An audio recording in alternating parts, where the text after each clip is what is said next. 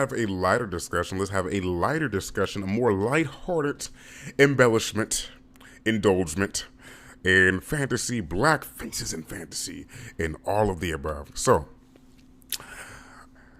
I am aware of that Little Mermaid live special that came on ABC 2 days ago.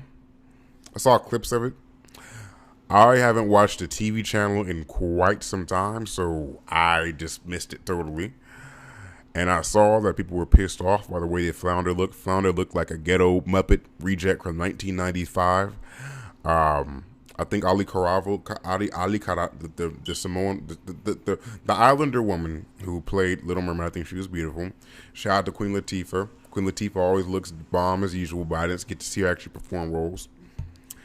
And it had me thinking, because I went on a really, I'm a fantasy, Disney, Pixar nerd. I was raised on this shit. Like, I got ass kickings in the hood and would come home with bruises. Niggas still watching Toy Story at 15. So it got me thinking about the craze that came out 4 or 5 months ago when everybody learned that the new Ariel and the new live action, the main production, is going to have like 400 million excess dollars behind it. $400 million excess dollars behind it. The main Little Mermaid movie that's coming out. The little girl who's going to play Ariel, she is a black woman. She's a singer. I forgot her name. I want to say it's Haley, but she's a beautiful girl. Beautiful girl. She can bear my children. Let me tell you something. Is your hymen ripped? but like she's so. And I remember the outrage against it. A lot of people were against them having a black Ariel. And in the defense of most white people, I think more of their outrage was the fact that the mermaid was not going to look like the mermaid that they saw as a child, that they were raised on, and who they tried to sing part of your world and piss their mama off damn near to death.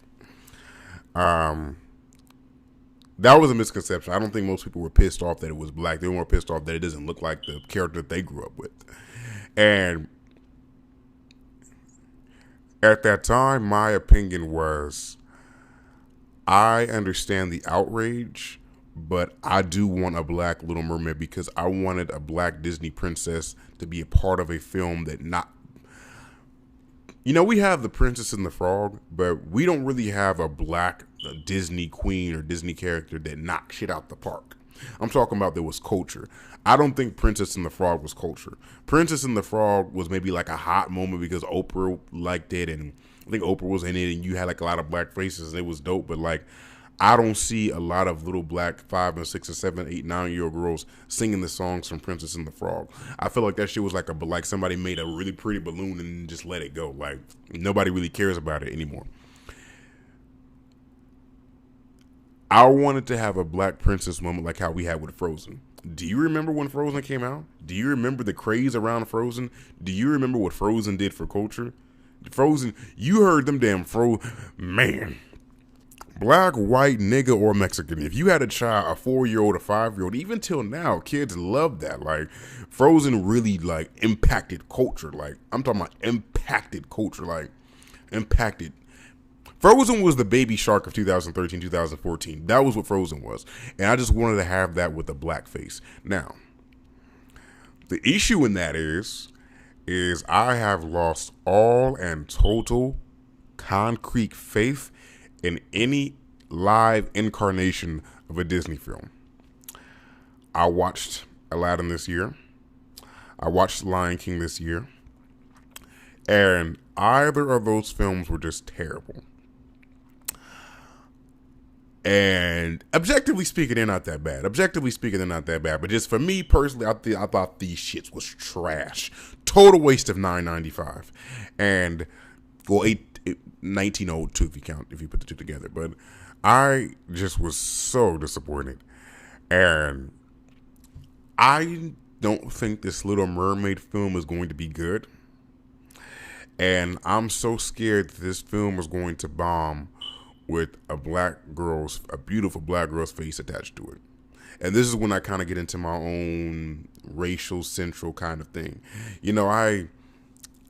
When it comes to black representation in fantasy and sci-fi and fiction, I care about that most because I'm a fan of those genres. and those are the genres that I grew up reading, watching movies about, etc., etc. But I just don't want it to just be where I don't want it to be where you're using blackface as a marketing tool, as like a sign of false acceptance, and also as a way to put the black skin as the concrete, as the foundation for a film that you already feel might be shitty anyway. You know, it's the same thing with Wrinkle in Time. Wrinkle in Time bombed in the box office. It made good money, but it still bombed. And I knew it was going to bomb because you can put Oprah, you can put as many little mixed kids in the film if you want to. That is a boring ass book. I've read the book. That is a boring book. And it was even boringer the movie's actually pretty, but I'm just the plot line. The plot of the film and the plot of the book in of itself made no fucking sense. That's the first thing. But moving on from that, I feel like that they knew that the film was not going to be a strong film, so they had black characters, black actors, and black actresses to use it more as a marketing tool, because they don't really care about the quality of the film. They just care about the money that they make back. And that's just how the business works. So I want black characters in films, and I like, hey, reality is you can't shoot 100% from the free throw line all the time. I just don't want to. I like black representation in films, but only when it's not. I like it when it's not forced. I like it when it's cohesive and it makes sense. Like, for example, I saw the trailer for that film, Soul, Pixar, and the lead character is a black guy, although I'm assuming for 83% of the film he's a soul. And I like it. It doesn't look like they're trying to pander. It looks like they created a role genuinely and just happened to have a black man. Now, with that being said, I think the film looks boring as shit. I'm still going to watch it because I grew up on Pixar, but I still think it looks boring. But outside of that, I'm going to watch it. And I like that you have a black character in the film and it looks genuine. It doesn't look like it's coming off as like just you trying to pander, you trying to get sales dollar. Like it looks genuine. But that film looked boring. I don't know why that film looked boring and shit. I don't know if it's because I just don't like jazz like that, but that should look boring. But I'm going to watch it.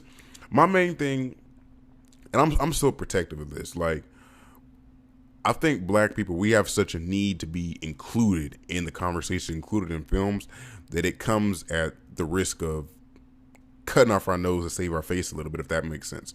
Like I said, the Wrinkle in Time is a good example. This Little Mermaid, I'm pretty sure this Little Mermaid film was going to suck ass and feet. But at the same, and I don't know. I've lost faith in live action Disney films in totality. Like, it's some things that some film studios do not have the craft, do not have the know-how to make. It's the same thing how with DC Comics, DC movies are terrible, but the DC cartoon movies are amazing. DC cartoon movies are amazing. Same thing with Marvel. Marvel TV shows are but their movies are amazing, and it just happens sometimes. So, and plus, I saw somebody say a long time ago, like how, because we always have this conversation with black people, how we want to have more black faces, more black children, more black superheroes, more black elves, more black dwarfs. I'm at the point now where, shout out to George R. Martin. George R. Martin said something a long time ago about black representation. Somebody asked him, he was doing a panel, and somebody asked him, in your works, in Tolkien's work, you see most of the protagonists are white people, just blonde hair, blue-eyed people. Why do you think that is? And he gave a very valid, very good and reasonable point. Fat people are very smart. He said, the reason why you have a lack of representation of other colored people in our works is because we're old white guys. These are the stories that we were raised off of. We were raised off of stories of white guys with long flowing hair, of King Arthur, of dwarves and elves.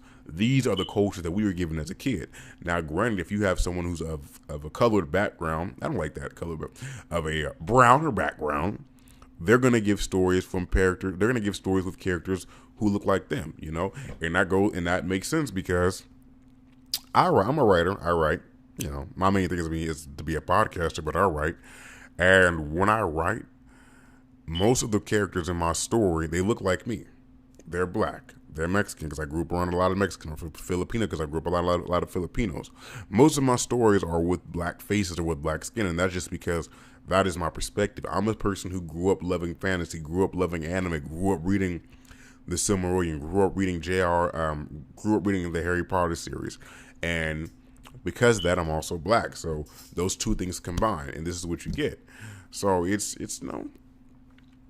I think what you have to do is you have to start encouraging, and we live in a day and age now where black nerddom is far more accepted than it was when I was a kid. The fact that you can go to the hood now and you can see niggas having full-length conversations in broad daylight about Dragon Ball Z, about Harry Potter the fifth film, about Beyblades, about Monster Rancher.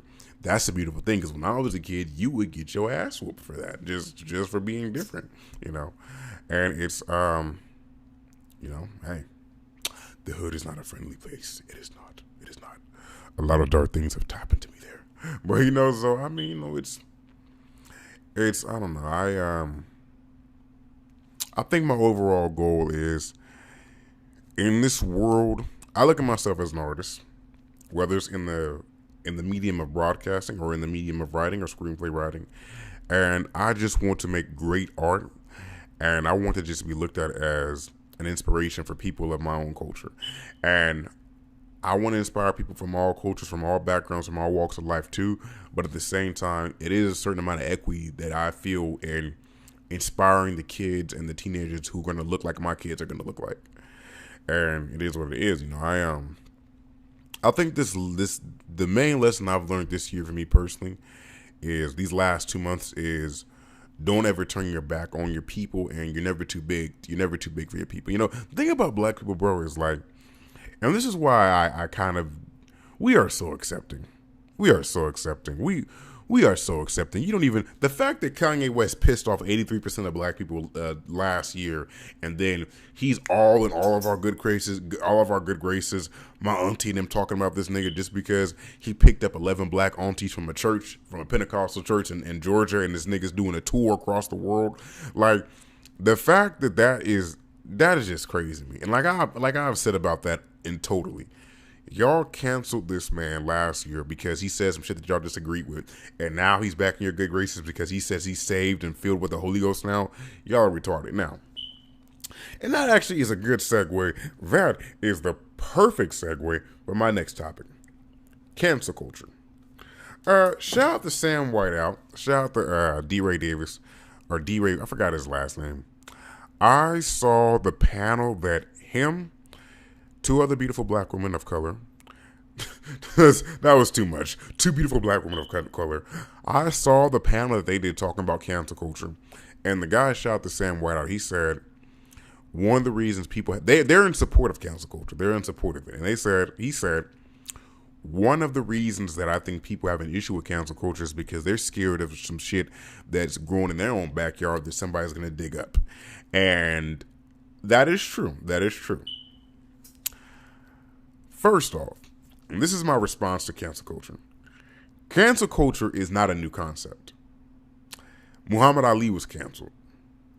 Those two black athletes 50 years ago who, when they won the Olympics, they did that protest with their fists while the American anthem was playing. They were canceled. Death threats sent to their house and everything. Now, thank God we live in a day and age where their displays were respected and they have statues in their honor, but one of them committed suicide, so they were canceled. Cancel culture is not a new thing. So you tweeting because you pissed off at some shit that I said, it is like literally like very low in the thermometer of shit that can happen when the shit get hot. Trust me. The reason why I don't like cancel culture right now is because I don't like it where everybody's pretending that we're better than one another. And that's not the way that the world is. Now, it's always been like that. You've always had these set standards of belief that you're better than this person because you don't do this. You're better than this person because you don't do that. Or that they do this and you don't do that. And what we've learned over the last 2,000 years is that we're only human. And all humans are incapable of very human and low morality moments. And it is something to be said about how you shouldn't let those moments judge and dictate your entire life and your entire character. Now, that is a slippery slope, because I'm pretty sure if Adolf Hitler would have lived to 67 or 69, maybe his views would have changed somehow. And, you know, you still would have, even if his views would have changed, you still would have had to hold him accountable for killing in excess of 6 million Jews. But, no, Adolf Hitler wasn't going to change. But that's a far cry from somebody touching it, from a guy making a girl feel uncomfortable by catcalling her. But you get what I'm saying. I think we should have the freedom to call out people when they do stupid shit. But my way that I do it is I try to come from a place of understanding, because in my lifetime, I have been at the lowest of human. I've had moments, man, where I've just been at the lowest that a human morality wise could be at. And it's not a good feeling. You know, I've always said, I told y'all, like, I'm from the hood. I told y'all, it's at least 5 people in my life. 5, not in my daily life, but it's 5 people who are living right now, who are alive, living, going every single day to Jamba Juice, kicking it at Cold Stone, etc., etc. And I would want to kill these motherfuckers, bro. I mean, kill them. Nah, I don't even want to hire it. I'm talking, I want to take this microphone and bash them across the head with, like, I want to kill these niggas. But the only thing that stops me is the law in the United States. That's the only thing that stops me. That's the only thing that stops me. And I think that people don't understand that when it comes to law, a lot of what our expectations of what morality should be is based on law. And a lot of the times you got to realize that the reason that we have these laws is because at one time, that particular crime that the law forbids was rampant, was happening a lot. Just the fact, and I make this parallel all the time, just the very fact that in the Bible, you had to have a law. Do you know how much people had to be killing each other to have a law that says, thou shalt not kill? That should be common sense. But you had to have a law for that. That means that you had a lot of people who were walking around who were thinking like my crazy black ass, like, damn, I'm going to kill Reggie tomorrow. Like, you know what I'm saying? It's just being real. So we have to be, if we're going to be judgmental of people, if we're going to call out John for making a woman feel uncomfortable, we have to all raise our hand and acknowledge when we've made a woman feel uncomfortable. I can tell you, I've never pressed up on a girl in a way that she ain't like. I've never raped a girl or no shit like that. But I have gotten a girl's number and texted her, and she didn't want it. I have tried to talk to a girl at the bus stop and tried to talk to her at least 5 minutes longer than what she would have wanted me. She didn't want to talk to me, period. But my dumb ass is not getting the hint. We've all done that and made those mistakes. And, you know, we've all made a woman feel uncomfortable. And it's, you know, you have to be willing to, you know, maybe I'm wrong. Maybe these people who are calling out, who are the forerunners behind cancel culture, maybe they just have squeaky clean backgrounds and they never did anything fucked up, because I can just admit that I'm a terrible person and I've made some mistakes. And at this point in my life, I'm willing to use me as an example of why you shouldn't make those mistakes. You know, I'm just being vulnerable about it. You know, I'm not going to sit up here and act like I'm the best person. We all make mistakes. We all act less holier than God would intend us to, or Buddha would intend us to, or Allah would intend us to. You get what I'm saying? So, that's my personal opinion about that. Shout out to D-Ray, shout out to Sam White. I think they have very good intentions for people of colored origins, for people of my background. But I just think with this cancel culture thing, and it's sometimes with cancel culture, sometimes it's very misdirected. Like sometimes you cancel people in situations where just a little bit more investigation this is what I want people to do now. And I'm not even trying to shit on this generation, because humans have thought like this across the board. Let's start promoting you taking the time to investigate a topic. Let's be forwarders of you investigating, taking the time to do your own research about a topic before you just take up a torch light it on fire, and get behind Chelsea because she say the white dude at the gas station called her husband a nigger, and she wasn't there. He was there, and he might have been drunk. That's my thing. We live in a day and age where you should use more independent thought to survive in this world today, because Adolf Hitler said this a long time ago. Quote Adolf Hitler, thank God that the masses don't think. Thank God that the masses don't think. It's just how when you go online, you see all these damn quotes on Instagram, on memes on Instagram, quoting Will Smith saying, do as the world says, for we shall end. And it's always some fire shit. And then you realize when you do the research, Will Smith has never said this shit a day in her life. I remember that whole quote by Marilyn Monroe where it says like, that one that's like, if you don't deserve me at my worst, you don't deserve me at my best. Nigga, she never said that. And that meme is floating everywhere. She never said that in her life. Never. I did the research. She has never said that in her life. But this has been a great podcast. Thank you for listening to my podcast. Thank you for being a part of the family. Much love, peace, and chicken grease. We shall be here probably again tomorrow. Thank you for working with me. Thank you for praying with me. And thank you for being part of the family. Ciao, ciao.